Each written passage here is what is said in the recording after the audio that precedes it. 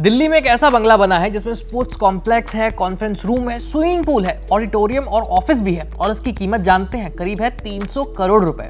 और ये बंगला जिस जगह पर बना है वो दिल्ली की सबसे महंगी जगहों में से एक है। अब आप सोच रहे होंगे कि इस बंगले को जरूर किसी बड़े बिजनेसमैन ने बनवाया होगा।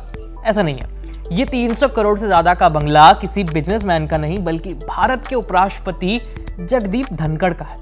जानकारी के मुताबिक उपराष्ट्रपति धनखड़ ने नए बंगले में 14 फरवरी को बसंत पंचमी के दिन गृह प्रवेश की पूजा कराई थी। इसके बाद मौलाना आजाद रोड वाले उपराष्ट्रपति भवन से वो शिफ्टिंग शुरू कर चुके थे। 4 अप्रैल को उपराष्ट्रपति गुपचुप तरीके से अपने नए सरकारी घर में शिफ्ट हो गए परिवार के साथ। यानी कहने का मतलब ये है कि करोड़ों के इस नए बंगले का पूजा पाठ भी हो गया। उपराष्ट्रपति जगदीप धनखड़ अपने परिवार के साथ इसमें शिफ्ट भी हो गए। लेकिन क्या इस बारे में आपने सुना है? शायद नहीं। और न ही इस नए बंगले में उपराष्ट्रपति के गृह प्रवेश को मीडिया कवरेज ही मिला।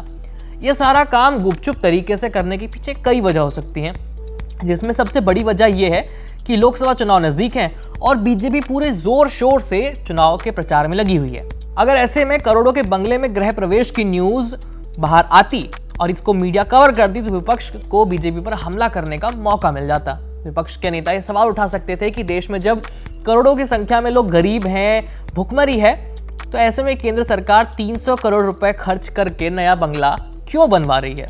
इससे बीजेपी के चुनाव प्रचार को नुकसान पहुंच सकता था। लेकिन ये पहली बार नहीं है कि किसी सरकारी अधिकारी या नेता का बंगला चर्चा में आया हो। इससे पहले भी ऐसा कई बार हो चुका है। जैसे कि यूपी की पूर्व सीएम और बसपा सुप्रीमो मायावती का बंगला काफी चर्चा में रहा। मीडिया रिपोर्ट्स के मुताबिक इस बंगले की लागत 100 करोड़ से ज्यादा थी।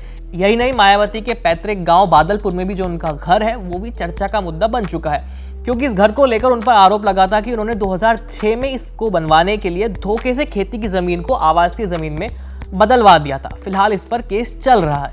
इसके अलावा अखिलेश यादव का सैफई वाला घर और लखनऊ वाला घर दोनों ही अक्सर अपनी शान शौकत के लिए चर्चा का मुद्दा बनते रहते हैं और वायरल होते हैं। वायरल बंगलों में सबसे हालिया नाम है दिल्ली के सीएम अरविंद केजरीवाल का सरकारी घर, क्योंकि बीजेपी का आरोप है कि केजरीवाल ने कथित रूप से 50 करोड़ रुपए खर्च करके सरकारी बंगले की मरम्मत कराई और बीजेपी ने केजरीवाल के सरकारी घर को शीश महल का नाम भी दे दिया था। इस पूरे मुद्दे पर खूब बवाल मचा। लेकिन अगर दिल्ली के मुख्यमंत्री के सरकारी आवास के रेनोवेशन में खर्च हुए 50 करोड़ रुपए को मुद्दा बनाया जा सकता है, तो फिर उपराष्ट्रपति के 300 करोड़ से ज्यादा लागत से बने इस नए नवेले बंगले पर बीजेपी की चुप्पी ठीक नहीं लगती। इस खबर में इतना ही। मेरा नाम है आयुष। देखते रहिए एबीपी लाइव। धन्यवाद।